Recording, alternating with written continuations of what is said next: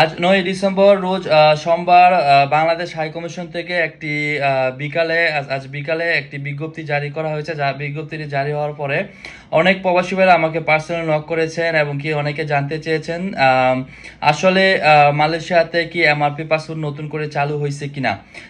আমি সেই বিজ্ঞপ্তি আলোকে আমি বলতে চাচ্ছি যে ওনারা ওনাদের বিজ্ঞপ্তি হাইলাইট দিয়েছে হাই কমিশনের সেবা সংক্রান্ত স্পষ্টীকরণ।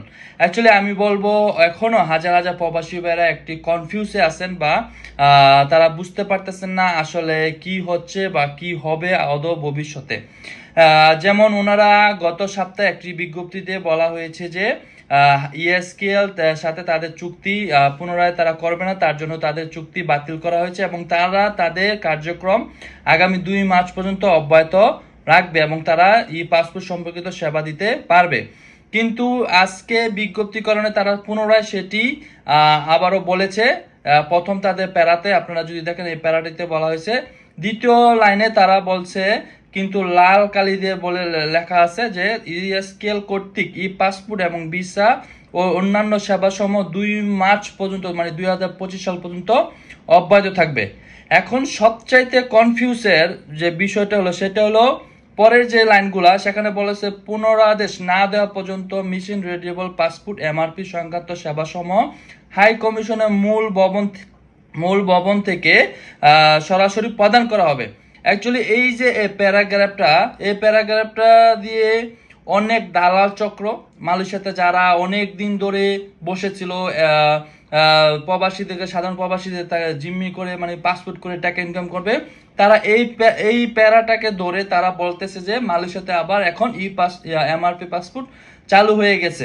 কিন্তু এই প্যারাটা আমি যতটুকু শিক্ষিত বা পড়ালেখা করেছি বা যতটুকু এই প্যারাটা থেকে বোঝা যাচ্ছে সেটা হলো ওনারা বলছে পুনরাদেশ মানে আর আগামীতে আদেশ না দেওয়া পর্যন্ত মানে বাংলাদেশে হাই কমিশনের সরাসরি যে অফিস যেটা কুয়ালালামপুর জালান সুলতানিয়া পেত্রাতে অবস্থিত, তা ওনারা এমআরপি পাসপোর্ট সরাসরি প্রদান করা হবে। মানে যাদের নিয়ে এমআরপি পাসপোর্টগুলা বাংলাদেশ থেকে মালয়েশিয়াতে আসবে সেই সকল পাসপোর্টগুলা ওনারা ওই হাই কমিশন থেকে সরাসরি প্রদান করবে। এখানে কিন্তু বলা হয় নাই আমরা আগামীতে বা আগামী এত তারিখ থেকে আমরা এমআরপি পাসপোর্ট চালু করতেছি, আপনারা পোস্টলাজের মাধ্যমে আবেদন করতে পারবেন, আপনারা সরাসরি এসে আবেদন দিয়ে যেতে পারবেন আপনাদের এমআর, কিন্তু সেরকম কোনো লাইন দেওয়া নাই। কিন্তু এক শ্রেণীর দালালরা বলতেছে অলরেডি এমআরপি পাসপোর্ট চালু হয়ে গেছে এবং কি আপনারা এমআরপি পাসপোর্ট করতে পারবেন। আমি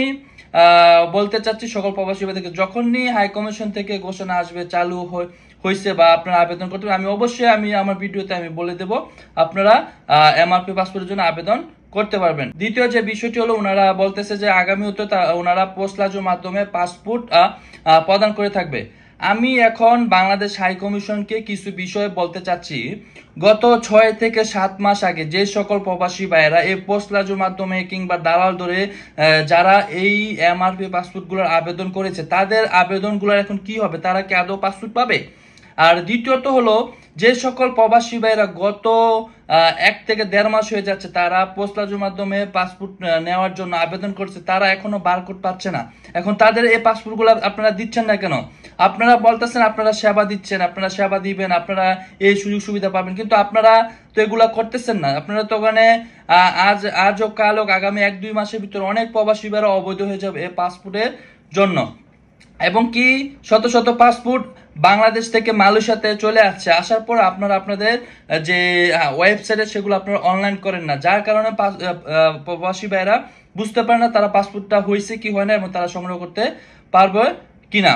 তাই আমি এই যে আজকে 9 তারিখের যে বিজ্ঞপ্তিটি দেওয়া হয়েছে বাংলাদেশ হাই কমিশন থেকে, আমি মনে করি এই বিজ্ঞপ্তির মাধ্যমে আরো প্রবাসী ভাইরা কিছুটা আপনারা যেটা বলছেন স্পষ্টীকরণ, সেখানে স্পষ্টীকরণ না হয়ে ওনারা আরো একটু বিভ্রান্ত হয়েছেন। আসলে আগামীতে কি হচ্ছে বা কি হবে তারা এখনো কনফিউজে আছে। এবং যারা যারা অলরেডি আবেদন করছে আপনারা তাদের পাসপোর্টগুলো আগে আগে তৈরি করে দেন না, তারপরে আপনারা পরবর্তী সিদ্ধান্ত নেন বা পরবর্তী আপনারা ডিসিশন নেন কিভাবে কি করবেন এবং আপনারা পুরোপুরি ঘোষণা দেন যারা আবেদন করছে তারা কতদিন লাগবে তাদের পাসপোর্টগুলো পাইতে, তাহলে তারা একটা সিদ্ধান্ত নিতে পারবে তাদের কি করতে হবে। আপনারা তো যে যেভাবে বলতেছে আপনারা সেভাবে চলতেছেন এবং সেভাবে আপনারা আপনাদের ফেসবুক পেজ থেকে আপনারা আপনাদের বিজ্ঞপ্তি জারি করতেছেন। আর আমি আপনাদেরকে একটি বিষয় বলতে চাচ্ছি, আপনাদের এই বিজ্ঞপ্তি, আপনারা হলেন সরকারি কর্মকর্তা কর্মচারী, কিভাবে দালালরা আপনাদের আগে জানে, কিভাবে আপনাদের আগে দালালরা তাদের তথ্য জানে আপনাদের এই বিজ্ঞপ্তি? আমরা এই প্রশ্নের উত্তর দিয়ে যাবেন।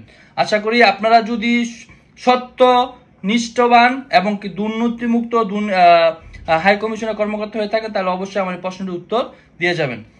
ধন্যবাদ সবাইকে। আর অবশ্যই সকল প্রবাসী ভাইদেরকে বলবো যখন মালয়েশিয়াতে এমআরপি পাসপোর্ট পুনরায় চালু হবে, যখন হাই কমিশন থেকে বলবে, আমি অবশ্যই আপনাদেরকে জানিয়ে দেবো আসলে এমআরপি পাসপোর্ট চালু হয়েছে কিনা। আপনারা দালালের কথা শুনে এখনই আপনারা কোনো লেনদেন করবেন না, টাকা পয়সা দিবেন না, কেননা হাজার হাজার প্রবাসী ভাইয়েরা অলরেডি শত শত টাকা এমআরপি পাসপোর্টের জন্য দিয়েছেন, দিয়ে তারা এখনো পাসপোর্ট পাচ্ছেন না। তবে আমি বাংলাদেশ হাই কমিশনকে বলবো আপনারা দ্রুত যারা আবেদন করছে তাদের পাসপোর্টগুলো দেন, তা না হলে হাজার হাজার প্রবাসী ভাইয়েরা অবৈধ হয়ে যাবে। ধন্যবাদ সবাইকে, ভালো থাকবেন, সুস্থ থাকবেন। আর যে সকল প্রবাসী ভাইদের কোনো প্রশ্ন বা জিজ্ঞাসা থাকে অবশ্যই আমার ভিডিওটি কমেন্ট করবেন, আমি উত্তর দেওয়ার চেষ্টা করবো। ধন্যবাদ সবাইকে।